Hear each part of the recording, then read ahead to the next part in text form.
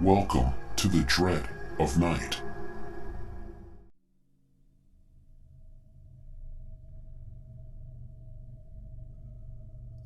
The night was unusually dark, even for a moonless evening.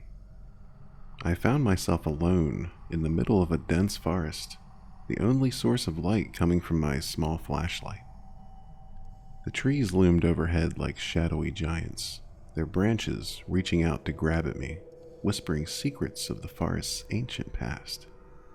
I had ventured into this wilderness in search of an old cabin that locals spoke of in hushed tones, a place rumored to be cursed.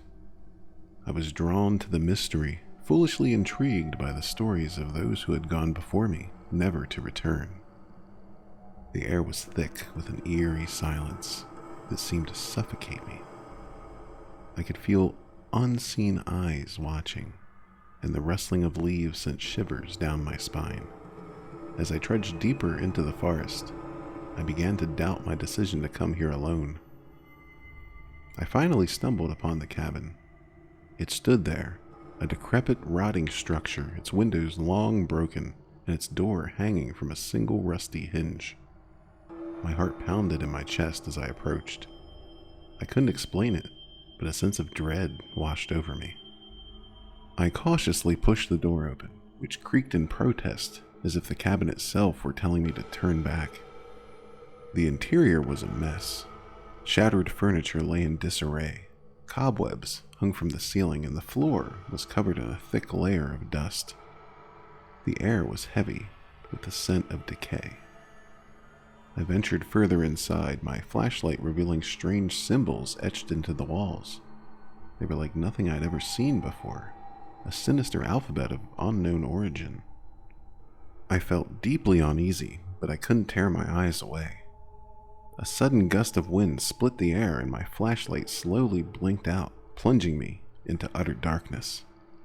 Panic welled up inside me as I fumbled to fix it, but then, as the beam of light pierced the darkness once more, I gasped in horror. In the corner of the room stood a figure shrouded in tattered rags. Its face was hidden beneath a hood, but its eyes gleamed with a malevolent red light. I couldn't move, couldn't breathe. The figure let out a low, guttural laugh that echoed through the cabin, sending chills through my very soul. "Who are you?" I managed to stammer.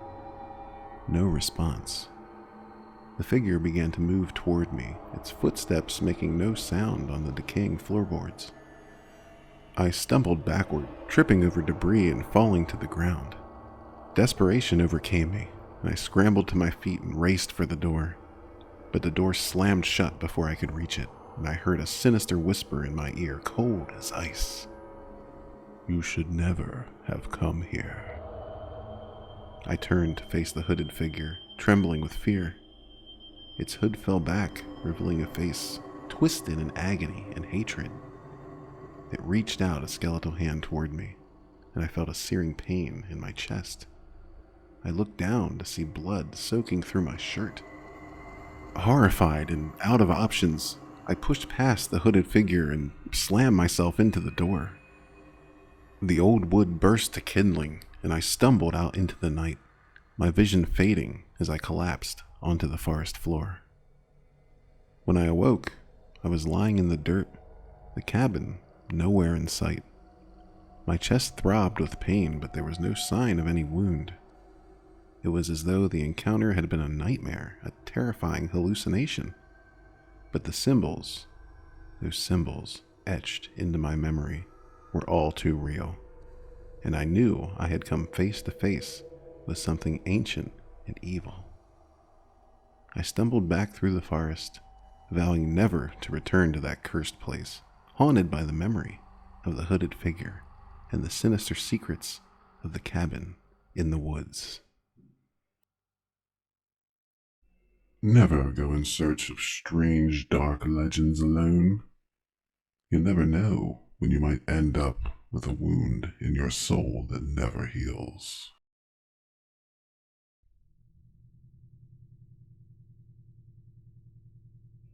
In a forgotten village nestled deep within the woods, An eerie legend was whispered among the locals.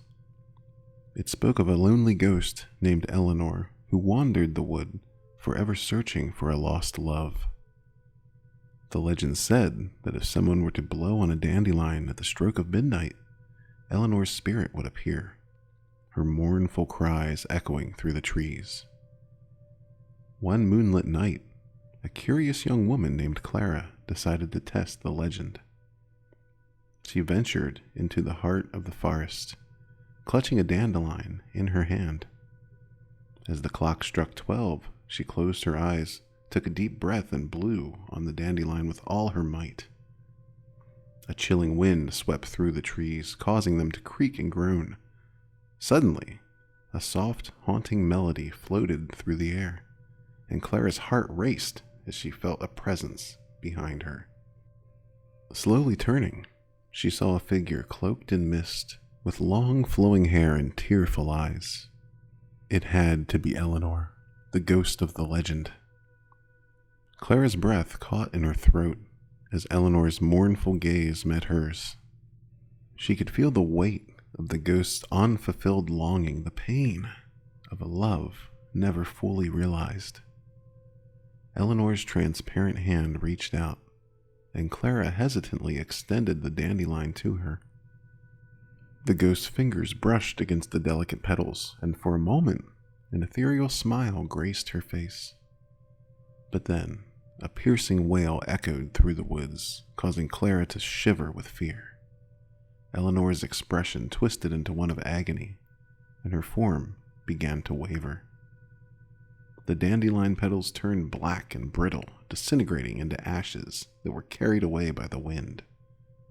With a heart-wrenching sob, Eleanor vanished, leaving Clara standing alone in the darkness. From that night on, Clara never spoke of her encounter, for the weight of Eleanor's sorrow lingered in her heart.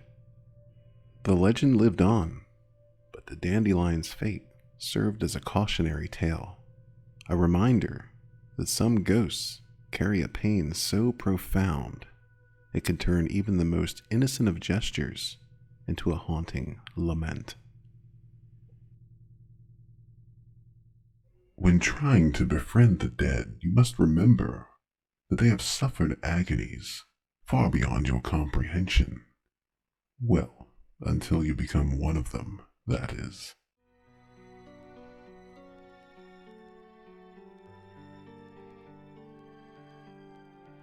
I'm going to tell you a story about an extraordinary encounter with a strange child that remains etched in my memory as one of the most unnerving experiences of my entire life.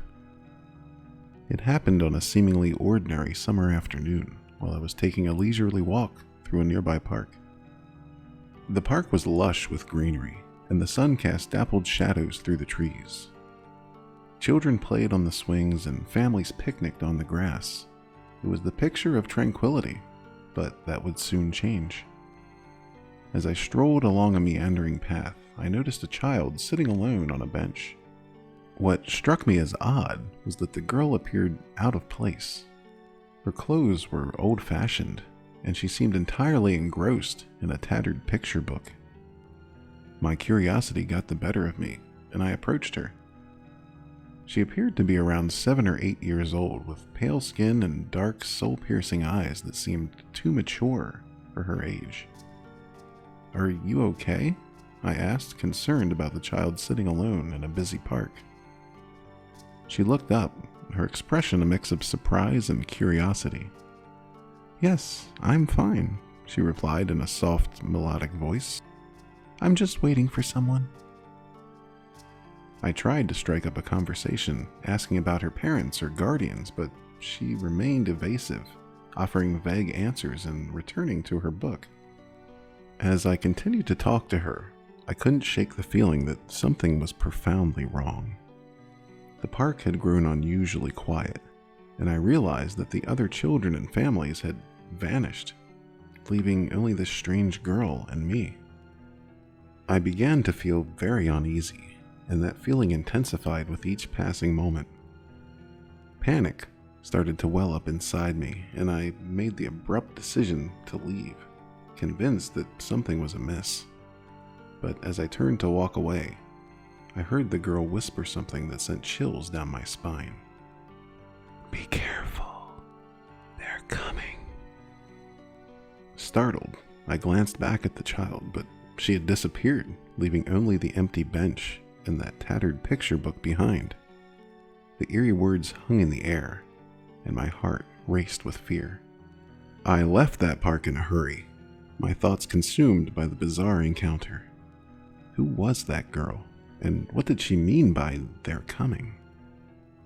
The memory haunted me for weeks, and I couldn't help but feel that I had narrowly escaped something inexplicable, possibly even sinister, that day in the park. To this day, I can't shake the feeling that I've become a part of something beyond my comprehension. The lines that separate the ordinary from the extraordinary can be crossed and blurred in the most unexpected ways, and not always for the good. And who doesn't love a menacing child warning of impending doom? She said they're coming. She never said when. I'm so pleased you've joined us in the dread of night. Please do kick back and make yourself at home. Subscribe to the channel, like your favorite videos, and do share with your friends. We love the company.